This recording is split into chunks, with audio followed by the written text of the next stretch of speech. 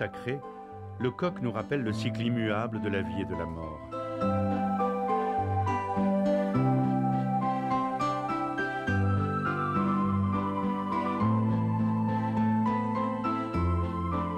Le temple, en tant qu'édifice sacré, est aussi le lieu d'une initiation. Celle qui consiste, en suivant le chemin dicté par le soleil, de quitter les ténèbres et de marcher en direction de la lumière.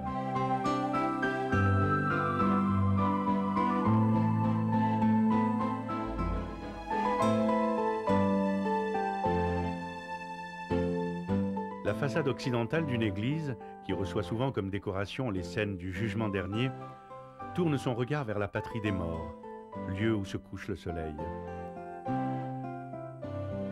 La progression au centre de la nef se fera entre des colonnes portant des chapiteaux souvent richement sculptés et qui ne peuvent être déchiffrés qu'en suivant un chemin fait d'ombre et de lumière.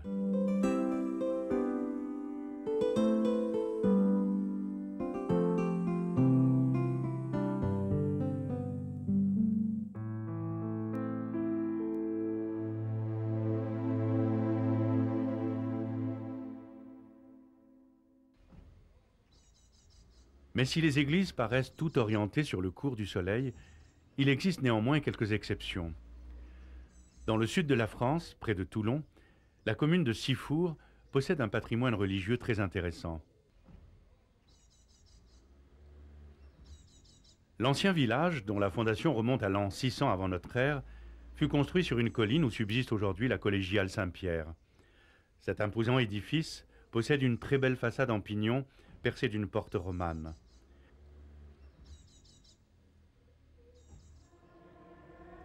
L'intérieur de la collégiale ne manque pas d'intérêt. Des fouilles ont en effet mis à jour les structures d'une église ancienne d'architecture romane. Cette dernière était parfaitement orientée selon un axe nord-sud, alors que la construction du nouvel édifice suivait un tracé perpendiculaire. Une remarquable restauration permet de discerner de façon très précise la coupure pratiquée dans la nef romane, située en contrebas, et dans laquelle s'incruste une travée entière de la nef gothique. La liaison des deux édifices met en évidence le contraste entre le calcaire gris et dur et la pierre rose et tendre de la période gothique. L'ancienne église, construite vers le XIe siècle, succédait déjà à une chapelle du IVe ou Ve siècle devenue trop exiguë. Son tracé initial nous a laissé une construction sombre et massive qui dégage cependant une impression de force tranquille et d'équilibre.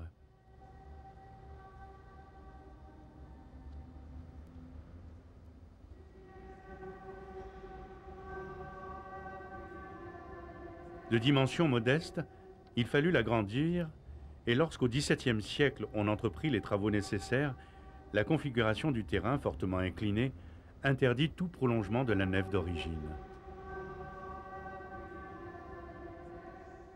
Le changement d'orientation s'imposa et une nouvelle église de style gothique vit le jour. La collégiale Saint-Pierre est ainsi l'une des rares églises en France à accueillir sous le même toit deux édifices sacrés construits perpendiculairement à 600 ans d'intervalle.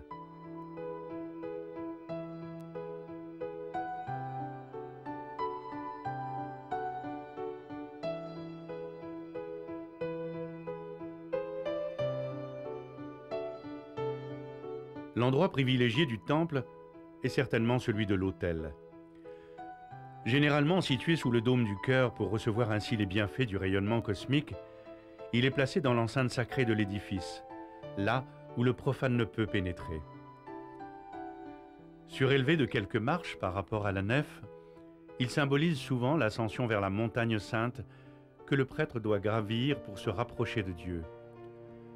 Choisir un emplacement pour la construction d'une église revient à déterminer le centre du lieu où viendra se dresser son autel.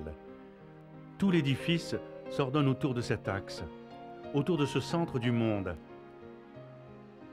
Par sa forme, il évoque la table du sacrifice et occupe une place privilégiée puisque le rite qui s'y déroule est l'acte le plus important de la liturgie.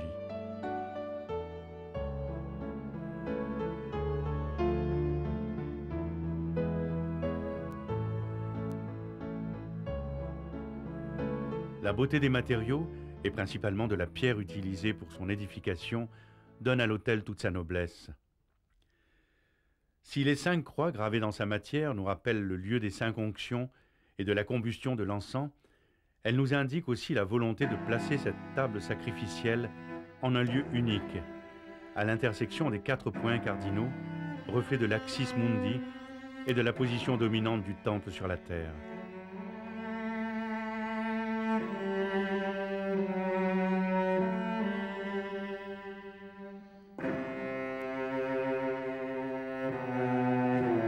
Le baptistère, appelé aussi fontaine baptismale, est l'autre lieu sacré de l'édifice religieux.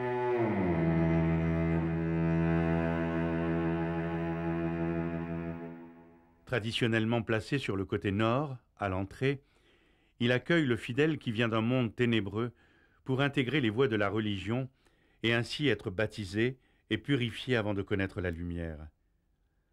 Placé près d'une porte, il est le sacrement de l'entrée dans l'église chrétienne.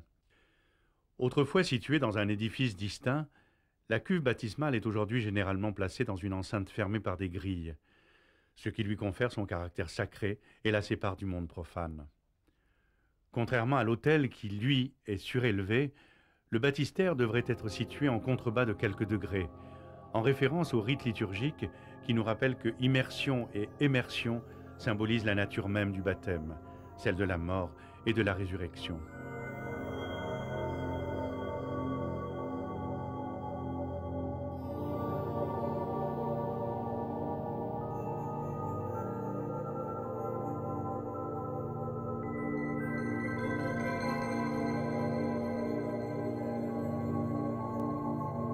Au-delà des symboles, l'architecture sacrée nous rappelle souvent la volonté qu'avaient les bâtisseurs de transformer, d'embellir et de rendre harmonieux un sanctuaire, souvent modeste à l'origine, qui devient avec le temps un lieu de pèlerinage et de vénération. C'est l'exemple de la basilique Saint-Maximin, en Provence, dont l'histoire est intimement liée à l'une des plus belles traditions de la chrétienté. Cet édifice monumental abrite depuis plusieurs siècles les reliques de Marie-Madeleine, la pécheresse repentie. Le récit de sa vie nous enseigne que, chassée de Jérusalem, elle participa à l'évangélisation de la Provence vers l'an 40 de notre ère, accompagnée de son frère Lazare et de sa sœur Marthe. Puis elle se retira pour le restant de ses jours dans une grotte. À sa mort, son corps fut déposé dans un superbe sarcophage qui fut par la suite, pour éviter le pillage des Sarrasins, caché pendant près de 500 ans. Sa redécouverte au XIIIe siècle fut à l'origine d'un très important pèlerinage et de la construction d'une prestigieuse basilique.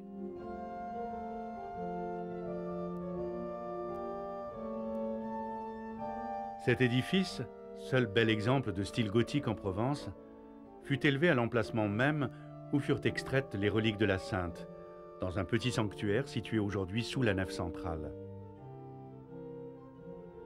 Même s'il ne s'agit pas d'une crypte à proprement parler, mais réellement du premier temple dont la construction remonte au IVe siècle, son emplacement présente une particularité, celle d'être non pas situé sous le chœur comme il est d'usage, mais sous la nef.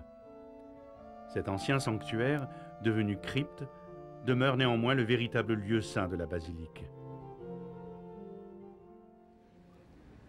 La construction de Saint-Maximin fut mouvementée et s'étala sur plusieurs siècles, si bien qu'aujourd'hui, elle est l'un des rares bâtiments en France de cette importance, présentant une façade inachevée et un clocher absent.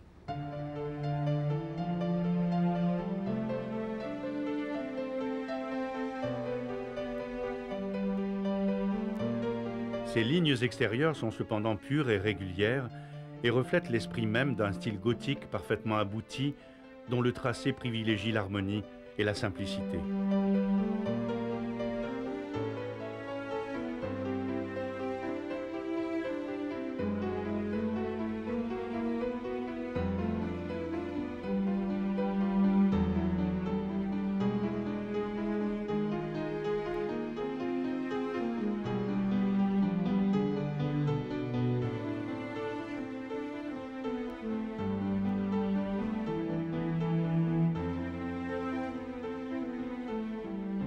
Mais sa façade aux pierres rugueuses et inégales contraste lorsqu'on franchit le seuil avec l'architecture majestueuse et élégante du vaisseau principal.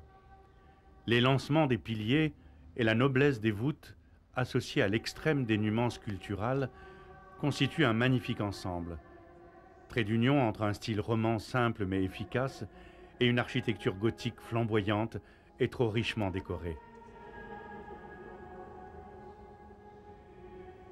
La basilique de Saint-Maximin témoigne d'un équilibre parfait entre le ciel et le cosmos et respecte, par sa clarté et sa pureté, la vocation initiale des édifices consacrés à la prière et à l'expression de la foi.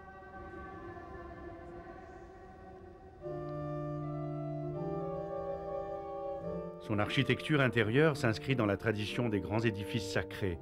Le chœur, lieu des rituels et du culte, est très nettement séparé de l'espace profane par une enceinte close d'un somptueux portail.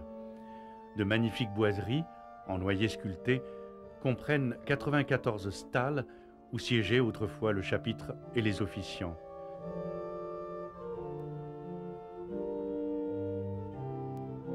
Le maître-autel est placé dans une abside à 7 pans, construite sur une double rangée d'ouvertures. La décoration est composée de marbreries monumentales et de bas-reliefs qui ornent le sanctuaire et lui donnent son aspect majestueux. Une urne de porphyre, offerte à la basilique par l'archevêque d'Avignon, contenait autrefois une partie des reliques de Marie-Madeleine qui y furent déposées au XVIIe siècle en présence de Louis XIV et de la cour royale.